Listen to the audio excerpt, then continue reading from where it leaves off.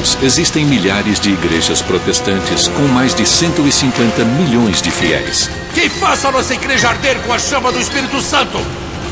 Os cultos variam de diversas maneiras, mas todos têm origem no mesmo livro, a Bíblia. O Evangelho de Nosso Senhor Jesus Cristo, segundo Mateus, capítulo 5. Nos dias de hoje, não paramos para pensar que qualquer pessoa pode ler a Bíblia e interpretá-la à sua maneira. Mas não foi sempre assim.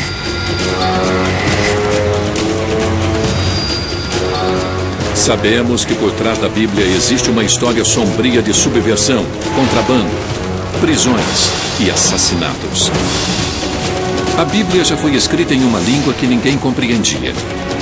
E quando as pessoas começaram a ler a palavra de Deus diretamente em inglês, teve início uma revolução na essência da fé popular. Por isso, séculos atrás, a Bíblia em inglês tornou-se um livro ilegal. E alguns homens sacrificaram suas vidas para traduzi-la. John Wycliffe, Thomas Cranmer e William Tyndale. Quanto ao Papa, eu o recuso, ele é inimigo de Deus e é o anticristo. Sua luta transformou o acesso à Bíblia em um dos fundamentos do cristianismo e da democracia moderna. Vamos conhecer o legado da Bíblia em inglês.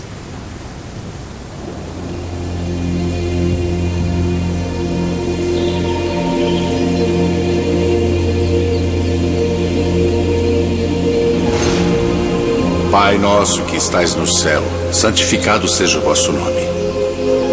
Atualmente, cada nação tem sua própria versão da chamada Palavra de Deus. Venha a nós o vosso reino. Seja feita a vossa vontade, assim na terra como no céu. Porém, as línguas originais da Bíblia foram o hebraico e o grego antigo. O pão nosso de cada dia nos dai hoje. Perdoai as nossas ofensas.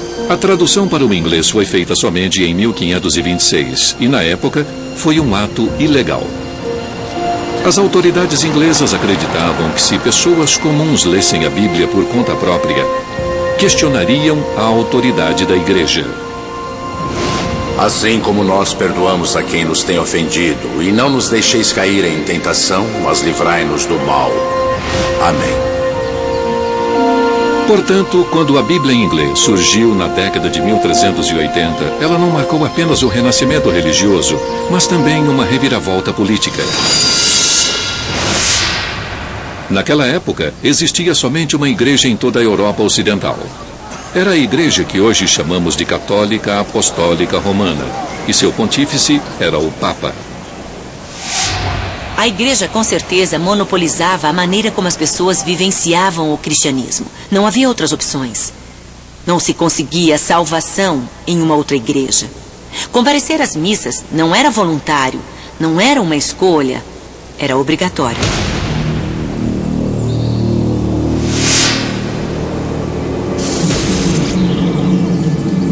Mas em meados do século XIV, uma série de acontecimentos drásticos começou a destruir o velho mundo.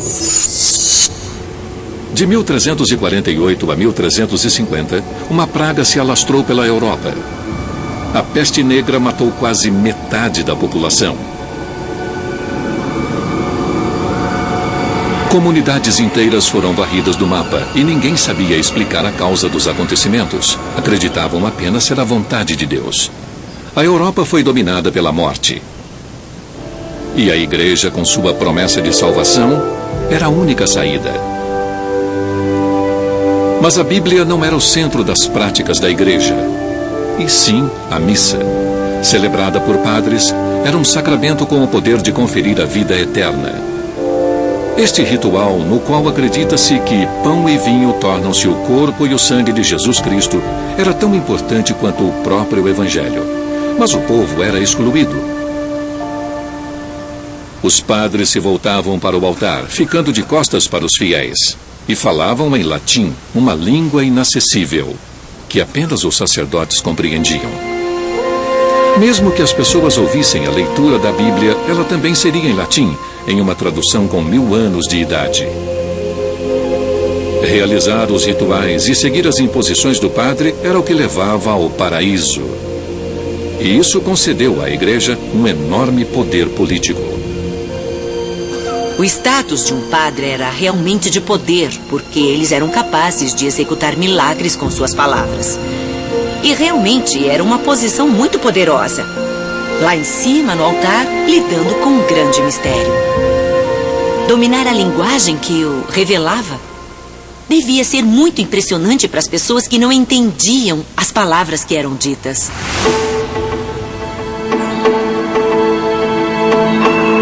Porém, na década de 1370, um inglês desafiou toda esta autoridade. Ele condenou o poder político e econômico da igreja, questionou o sagrado sacramento da missa e atacou a autoridade espiritual de seus sacerdotes. Seu nome era John Wycliffe, um teólogo pioneiro em sua época. Ao ler minuciosamente a Escritura, Wycliffe percebeu que a igreja que ele conhecia divergia da pureza dos evangelhos originais. A leitura da Bíblia convenceu Wycliffe de que a igreja tinha entendido errado e que o poder que ela alegava ter estava em contradição com a Escritura. E isso transformou a Bíblia na fonte de autoridade do cristianismo. Indignado, Wycliffe propôs um cristianismo puro e renovado, com o suporte de uma Bíblia em inglês. Agora, sabendo disso, por que não podemos escrever o evangelho em inglês para poder edificar a alma de todos os homens? E assim começou um movimento revolucionário. John Wycliffe e seus seguidores passaram a traduzir a Bíblia para sua própria língua. Na época, eles eram chamados de Lollardos, termo que teve sua origem Lollard, murmurar em holandês, o que aludia ao fato de sussurrar em suas preces. Eles traduziram a Bíblia do latim para a língua do cotidiano, uma forma arcaica do inglês atual. In the beginning, God made of Nocht heaven and earth. No princípio, Deus criou o céu e a terra. The source of the earth was idle and void. E a terra era sem forma e vazia. E havia trevas sobre a face do abismo. And the Spirit of the Lord was born on E o Espírito de Deus se movia sobre a face das águas. And God said, Licht be mad. And Licht was mad. E Deus disse, faça-se a luz. E a luz foi feita. Sobreveio a tarde depois a manhã. Foi o primeiro dia. Ainda não havia impressão em papel na Europa, por isso todas as Bíblias de Wycliffe eram manuscritas. Cada uma podia levar 6 meses para ficar pronta. A Bíblia de Wycliffe não foi impressa, por isso cada uma delas é um objeto único. As primeiras Bíblias pareciam cartilhas de tradução do latim para o inglês. Palavra por palavra, era quase uma tradução literal em vez de se traduzir os contextos. E isso soava meio estranho. As últimas versões eram mais elaboradas, mais coerentes, de leitura mais agradável. Já não parecia que alguém estava aprendendo a traduzir, mas sim pensando biblicamente.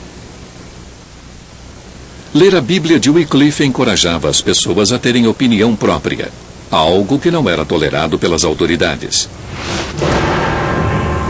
Isso abalava o status quo da igreja e do Estado.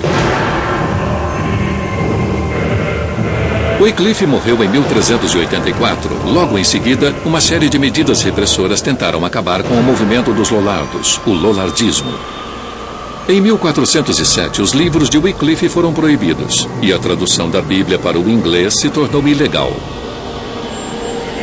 A partir de então, possuir uma Bíblia em inglês era considerado heresia. E a punição para a heresia era a fogueira. Em 1415, 30 anos após sua morte, um concílio da Igreja Católica condenou Wycliffe como herege, dando início a um ritual bizarro. Em 1428, quase meio século depois de ser enterrado, o corpo de Wycliffe foi exumado pelas autoridades. Esta exumação macabra foi a vingança da Igreja. haec sanctos synodos declarat deficientiae eundem Johannem Wycliffe USA. Este concílio sagrado declara, define e determina que John Wycliffe foi um herege obstinado e notório, e até morreu como herege. Em seguida, seu corpo foi entregue às autoridades e levado à fogueira. Este concílio o excomunga completamente e condena sua memória. Decreta e ordena que seu corpo e ossos, se puderem ser distinguidos dos corpos dos fiéis, sejam exumados e levados para longe do cemitério da igreja, segundo as sanções legítimas da lei canônica.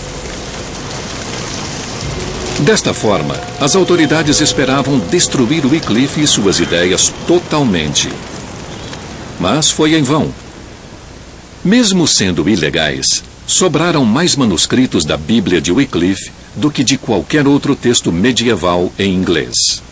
As ideias de Wycliffe não morreram. Elas são menos mortais que o seu corpo e foram mantidas vivas na inspiração que ele deu a seus seguidores. O interessante sobre as Bíblias de Wycliffe é que sobraram muitas delas.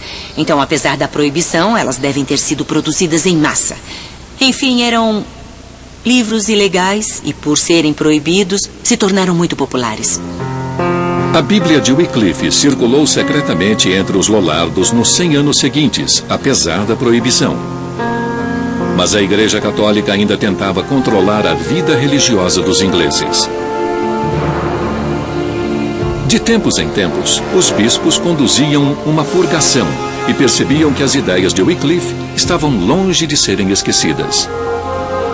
Em um caso de 1506, 60 pessoas foram presas em apenas um vilarejo e 2 foram queimadas como hereges.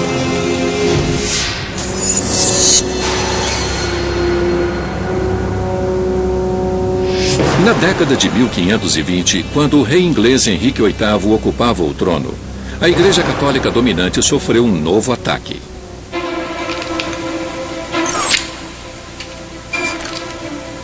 Era cada vez mais difícil censurar o pensamento livre. Toda a Europa vivia o alvorecer da Renascença. Descobridores haviam chegado às Américas. Astrônomos estavam criando novos mapas das estrelas. Ocorria uma revolução nas artes e na literatura, e o conhecimento sobre a Bíblia alcançava novos patamares.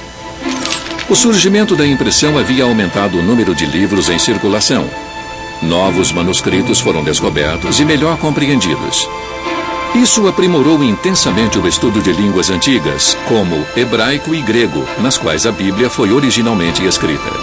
Em 1515, tudo isso culminou em uma edição revolucionária do Novo Testamento. Era uma publicação dos evangelhos gregos originais em uma nova tradução e mais cuidadosa para o latim.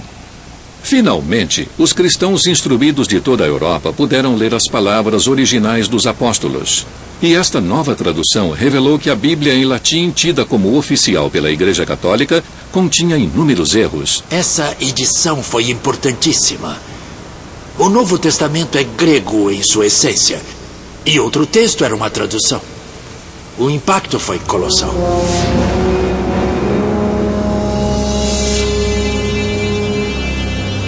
No princípio era o Verbo, e o Verbo estava com Deus, e o Verbo era Deus. E ele estava no princípio com Deus. Todas as coisas foram feitas por ele, e sem ele, nada do que foi feito se fez.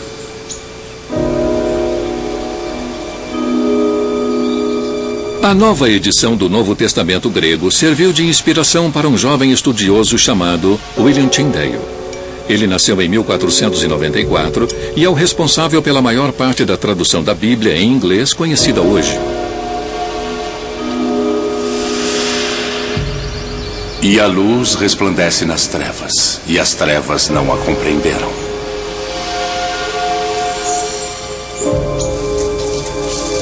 Tyndale abominava a proibição da Bíblia em inglês pela Igreja, porque criava uma barreira entre os fiéis e a palavra de Deus.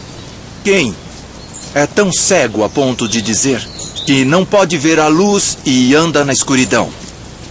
Para ele só resta errar. E esse erro É o perigo da danação eterna. É provável que Tyndale tenha sido influenciado pelo lollardismo e já conhecesse a antiga Bíblia em inglês.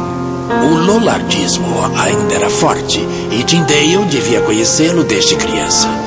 O que Tyndale mais admirava nos textos dos lollardos era a sua acessibilidade. O mais impressionante no lollardismo é o fato de não excluírem ninguém. A Bíblia era escrita para todo mundo. Mas Tyndale se inspirou no novo texto grego para fazer sua própria tradução. Na faculdade Magdalen, em Oxford, ele mostrou para 2 alunos, apesar do risco. Acho que foi em Magdalen que Tyndale leu a escritura para alguns amigos e alunos em segredo. Ele deve ter lido sua própria tradução do Novo Testamento grego para eles. E acredito que sua missão começou com a chegada do Novo Testamento grego.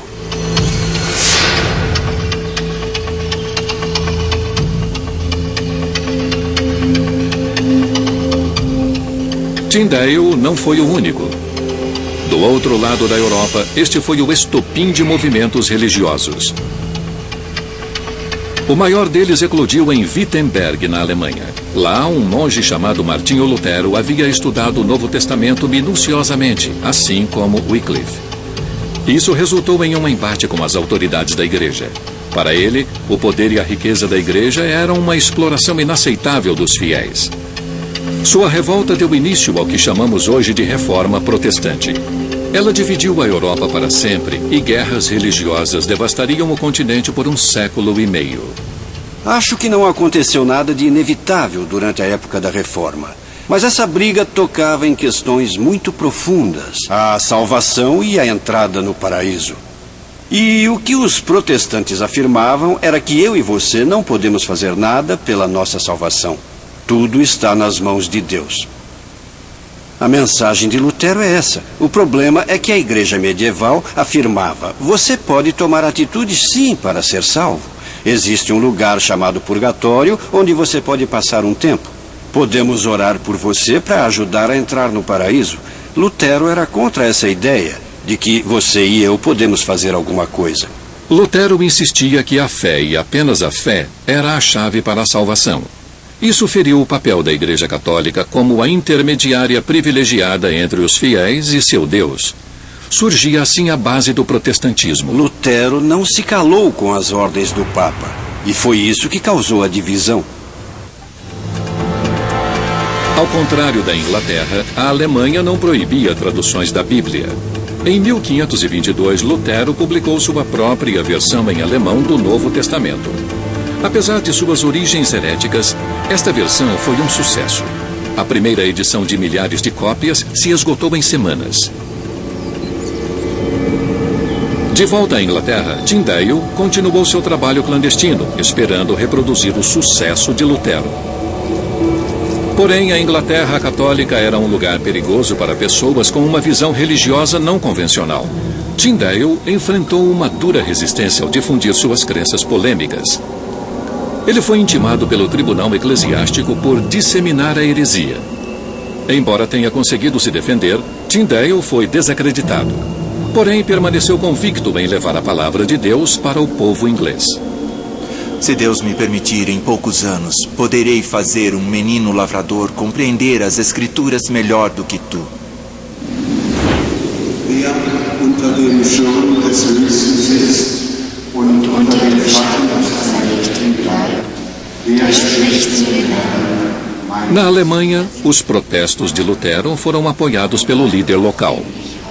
Na Europa Católica, Wittenberg se tornou um refúgio da Reforma, uma cidade onde as missas e a Bíblia adotaram a língua nativa. Mas na Inglaterra, tamanha aprovação estava fora de cogitação. No entanto, em 1524, Tyndale saiu do país decidido a publicar sua versão. Não se sabe ao certo para onde ele foi. A Alemanha era o destino mais provável.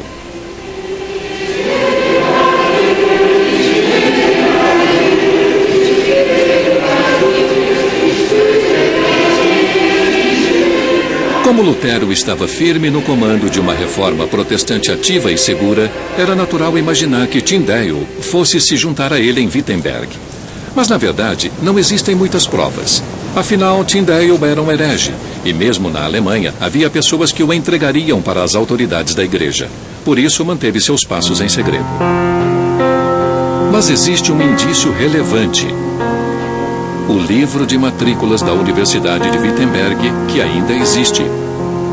Todos os alunos eram obrigados a se registrar e jurar lealdade às regras e estatutos da universidade. Sob o número 1508, encontramos o nome do irmão Martinho Lutero de Mansfield, o mesmo homem que deu início à reforma de Wittenberg. E quando estudiosos examinaram o livro em detalhes, outro nome surpreendente surgiu. Em 1524, exatamente o ano em que Tyndale fugiu da Inglaterra, o manuscrito exibe o nome latino Guilhelmus Daltin ex Anglia, ou William Daltin da Inglaterra. Os estudiosos perceberam que, ao inverter a posição das sílabas, lê-se Tyndall. Poderia ser o codinome de William Tyndale, um agente secreto espiritual? Tudo o que sabemos é que Tyndale terminou sua tradução do Novo Testamento na Alemanha. À sua volta, ele ouvia os sons de uma língua estrangeira, mas isso não abalou sua devoção à língua materna. Ao lado de seu assistente William Roy, um ex-frade inglês, ele trabalhou a partir da versão original em grego, da versão em alemão de Lutero e da versão de 1515 em latim. Desta forma, ele transformou o texto grego na base de toda a literatura inglesa subsequente. Palavras escritas para serem lidas em voz alta, o que influenciou o modo de falar inglês. E ele subiu a um monte. Assentando-se, aproximaram-se dele os seus discípulos e, abrindo a sua boca, os ensinava, dizendo: Bem-aventurados os pobres de espírito, porque deles é o reino dos céus. Bem-aventurados os que choram, porque eles serão consolados. Bem-aventurados os mansos, porque eles herdarão a terra. Bem-aventurados os misericordiosos, porque eles alcançarão misericórdia. Bem-aventurados os limpos de coração, porque eles verão a Deus. Bem-aventurados os perseguidos por causa da justiça, porque deles é o reino dos céus.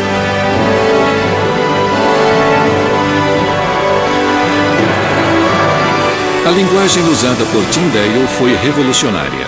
Seu estilo era simples e ele enfatizava a fala do dia a dia dos ingleses, natural e direta. Eu acho que foi um marco e fica muito evidente na escolha das palavras e na sua sensibilidade poética muito própria. Ele é mestre das palavras, como Shakespeare. E aconteceu naqueles dias que Jesus, tendo ido de Nazaré, e o centurião que estava defronte dele, vendo que assim clamando expirara, disse: Vós sois o sal da terra. Não tendo eles lei, para si mesmos são lei.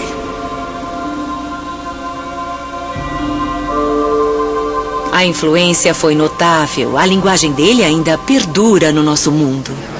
Mas o livro foi revolucionário de outra maneira. Tendo como base o texto original grego, a tradução de Tyndale revelou uma visão muito diferente do cristianismo. Como Wycliffe e Lutero, Tyndale acreditava que esta visão havia sido distorcida propositalmente pela antiga Bíblia em latim, usada pela Igreja Católica. E ainda que distribuísse toda a minha fortuna para sustento dos pobres.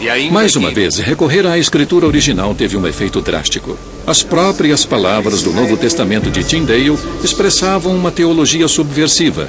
Em vez da palavra padre, ele utilizou presbítero ou ancião, diminuindo assim os poderes sagrados da igreja. O amor é sofredor, é benigno.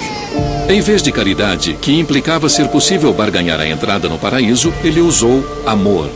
Agora, pois, permanecem a fé, a esperança e o amor.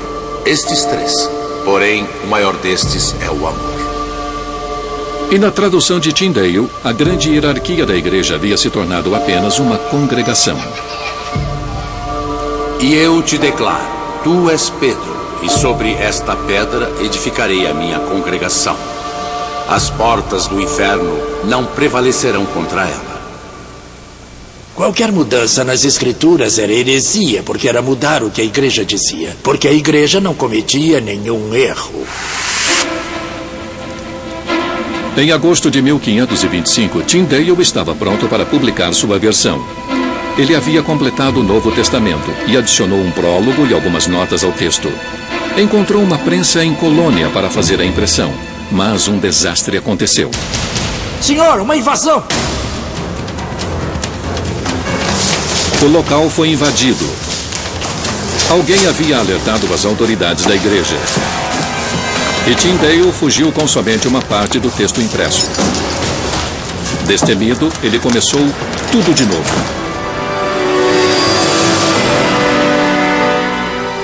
Finalmente, em 1526, Tyndale publicou seu Novo Testamento, que daria início a uma revolução. Por ser muito pequeno, seu próprio tamanho era subversivo. As Bíblias da igreja eram livros grandes, mas o Novo Testamento de Tyndale resultou num livro bem pequeno. Quando foi idealizado, era um livro perigoso, por isso o tamanho menor, para poder ser escondido. Mas ele também cabe nas mãos, e o fato de ser tão portátil o torna parte do dia a dia da pessoa.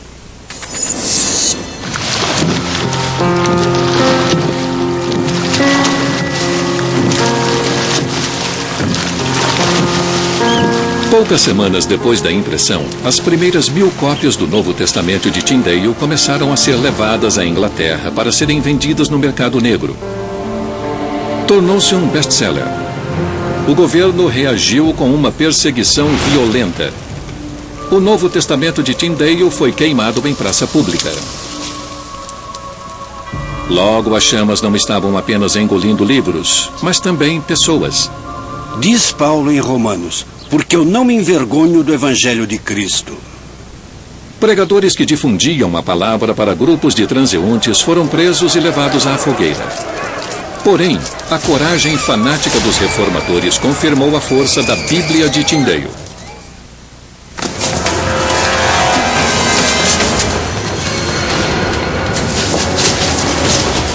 Após 12 anos de fugas, os inimigos de Tyndale finalmente o apanharam.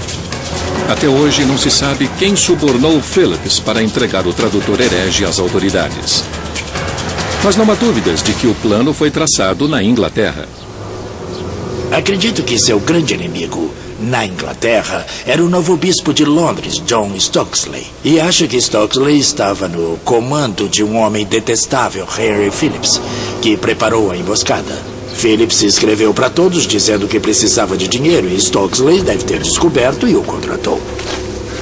Tyndale foi levado da Antuérpia para um castelo perto de Bruxelas, na Bélgica. Ele ficou em uma solitária por mais de um ano, longe até mesmo de sua amada Bíblia.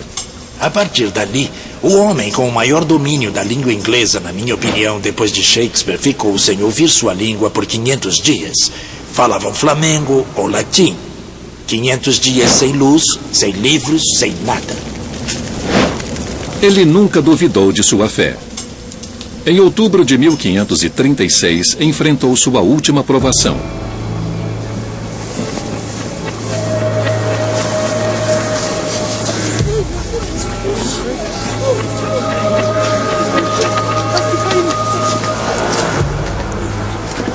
Ele foi ameaçado durante toda a sua vida adulta.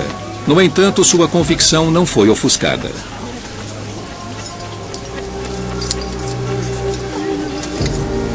Até o fim, sua vontade era levar a Bíblia aos ingleses. Senhor, abra os olhos do rei da Inglaterra!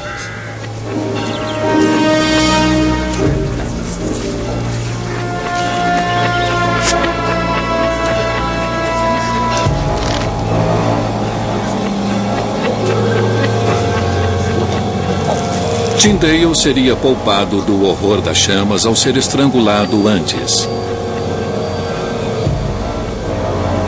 Mas quando o fogo se ergueu ao seu redor, ele recobrou a consciência. O serviço havia sido mal feito.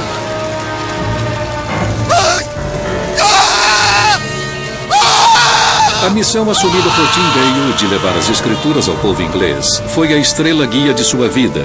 E no final o levou à morte. Mas, incrivelmente, poucos meses depois que ele morreu, o povo inglês finalmente teve acesso à Bíblia que ele tanto queria ter disseminado. Houve uma reviravolta inesperada.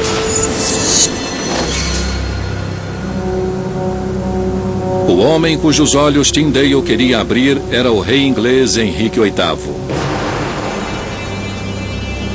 Hoje, o rei é lembrado por suas 6 esposas. Henrique precisava de um herdeiro com certa urgência, e sua primeira rainha não conseguiu gerar um filho. Ele precisava se divorciar, mas o Papa não consentia. Henrique não tinha uma boa representação em Roma. E por isso a igreja não ia lhe conceder a anulação. Se a igreja não lhe concedesse um divórcio legal, ele teria que achar uma igreja disposta a isso. A reação de Henrique foi perturbadora. Ele se apoderou da igreja inglesa. Por toda a Inglaterra, é possível ver as ruínas da igreja católica medieval.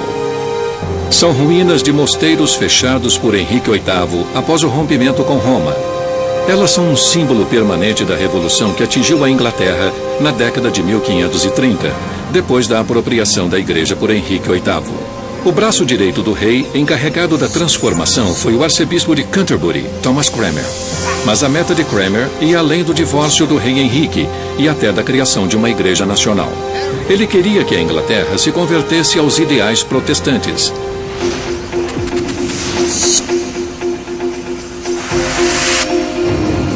Como em outros países da Europa, a Bíblia na língua nativa foi a base da reforma de Cranmer. Ele agiu rapidamente para preencher esta lacuna na Inglaterra.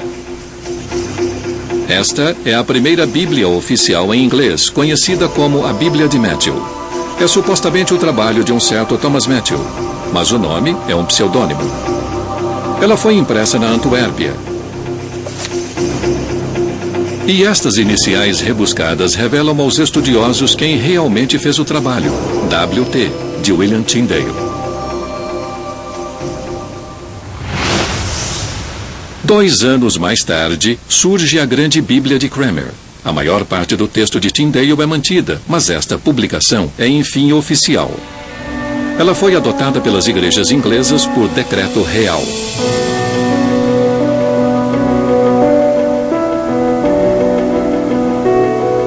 Toda a paróquia do país foi obrigada a comprar uma, e o arcebispo Cranmer estimulava publicamente sua leitura. E é conveniente e bom que as escrituras sejam lidas por todo e qualquer tipo de pessoa, e somente em uma linguagem. Todos devem encontrar tudo em que devem acreditar, o que devem fazer e o que não devem fazer.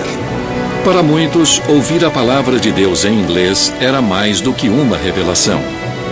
Era uma revolução. O clero foi desafiado e muitos sacerdotes ainda se prendiam às convicções católicas, apesar dos decretos de Cranmer.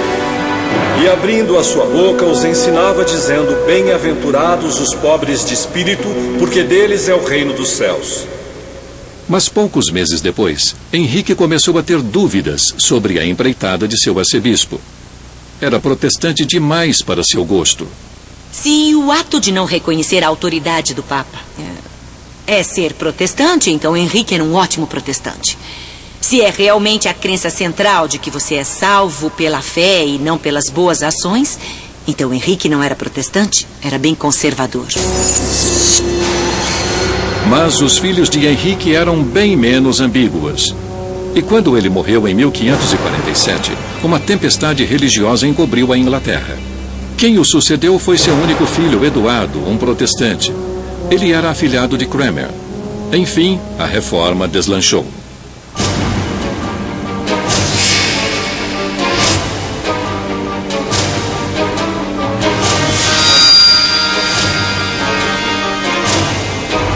Mas apenas 5 anos depois, o rei Eduardo morreu e foi sucedido por sua irmã Maria, uma católica fervorosa. Ela reverteu as determinações e reintroduziu toda a tradição católica. Neste processo, 300 protestantes foram queimados na fogueira e Thomas Cranmer, o homem que publicou a primeira Bíblia oficial em inglês, foi preso. Ele foi obrigado a se retratar e a admitir que seus conceitos eram falsos, declarando isso em público. Só assim, os católicos acreditaram que seus inimigos protestantes poderiam ser derrotados.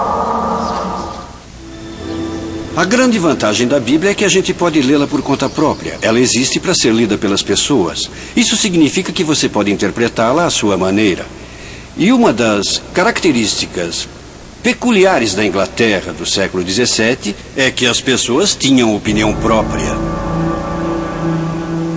Na época em que a rainha Elizabeth foi sucedida por seu primo Jaime, rei da Escócia, esta liberdade turbulenta levou à divisão religiosa. Em poucos meses, o rei Jaime convocou uma conferência em seu palácio em Hampton Court, próximo a Londres, para unir as facções religiosas. Os puritanos ficaram muito satisfeitos, porque os escoceses já haviam destruído o poder de seus bispos. Acharam que sua vez havia chegado. A conferência durou 3 dias inteiros e, previsivelmente, os bispos ingleses aproveitaram cada oportunidade para retratar os puritanos como radicais perigosos, como realmente muitos eram. Sua agressão política foi bem sucedida. Parecia que os puritanos sairiam derrotados. Até que um dos religiosos puritanos sugeriu uma nova tradução da Bíblia. O líder dos bispos aprovou a ideia de que uma nova Bíblia seria conveniente para todos. Assim, o rei Jaime encomendou uma nova Bíblia, cujo propósito era agradar todas as partes e promover a base de uma verdadeira Igreja Nacional, em que todos pudessem se unir nos mesmos rituais.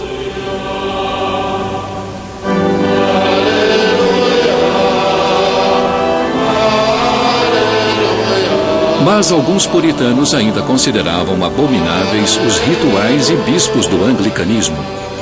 Eles insistiam em frequentar uma igreja própria. E como no caso de Tyndale, isso só seria possível se saíssem do país. Eles cruzaram o Atlântico rumo à América e ficaram conhecidos como os Pais Peregrinos. A comunidade que formaram em New Plymouth, em 1620, inspiraria a criação dos Estados Unidos. Em vez de uma igreja estatal, como havia ocorrido na Inglaterra, os Pais Peregrinos criaram um estado eclesiástico. Uma comunidade sagrada, baseada exclusivamente em suas próprias leituras da Bíblia em inglês. Não era um povo dedicado à liberdade de pensamento, exceto o deles. Eles queriam fundar uma igreja que fosse tão central no funcionamento da sociedade quanto a igreja anglicana na Inglaterra. Comunidades puritanas similares se espalharam pelas novas colônias. Foi um experimento revolucionário, tanto para a política quanto para a religião.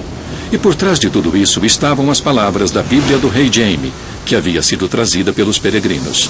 Ela se tornou parte essencial da vida norte-americana até os dias de hoje.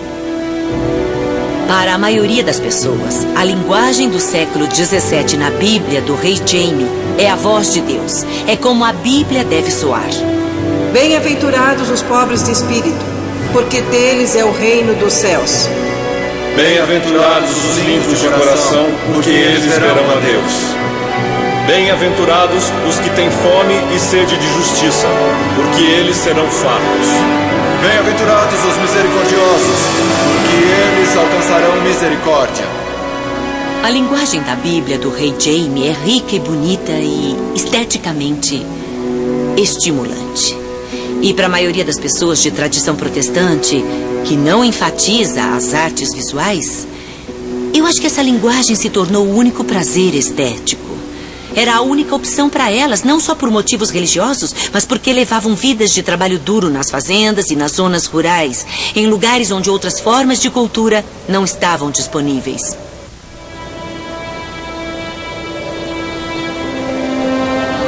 A experiência da região da Nova Inglaterra nos Estados Unidos dependia de um entusiasmo contínuo pela Igreja e pela Bíblia.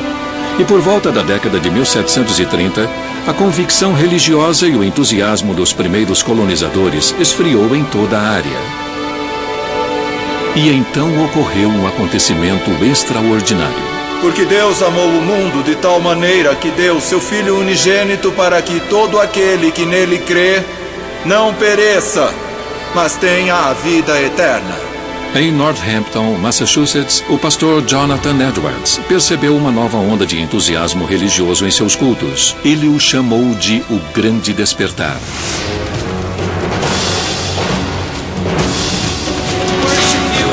Seus efeitos ainda ecoam nas igrejas de hoje. Percebe-se uma nova ênfase na experiência religiosa e emotiva, nascida do poder transformador da Palavra de Deus. Eu não estaria aqui hoje se não fosse a presença de Deus na minha vida.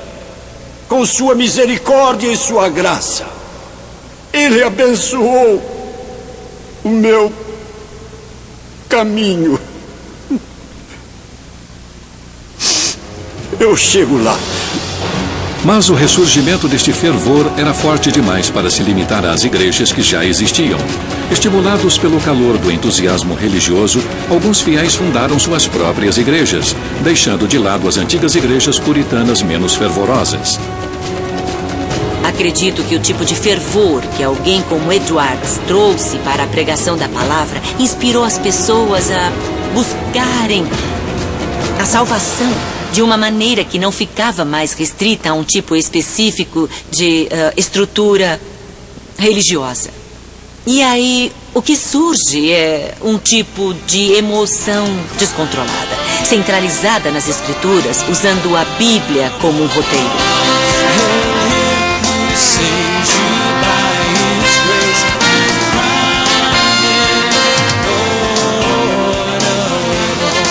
Este fervor pela Bíblia produziu uma explosão de novas igrejas. Presbiterianas, batistas, anabatistas, metodistas, luteranas, congregacionalistas, episcopais, ciência cristã, anglicanas, adventistas, de testemunhas de Jeová, unitarianas. 400 anos após a morte de Wycliffe, os norte-americanos aprenderam a lição. Tanta diversidade impossibilitou a ideia puritana de um Estado eclesiástico. A tolerância era necessária e foi dado um passo além. Ela se tornou obrigatória. Deus Todo-Poderoso criou a mente livre, disse Jefferson.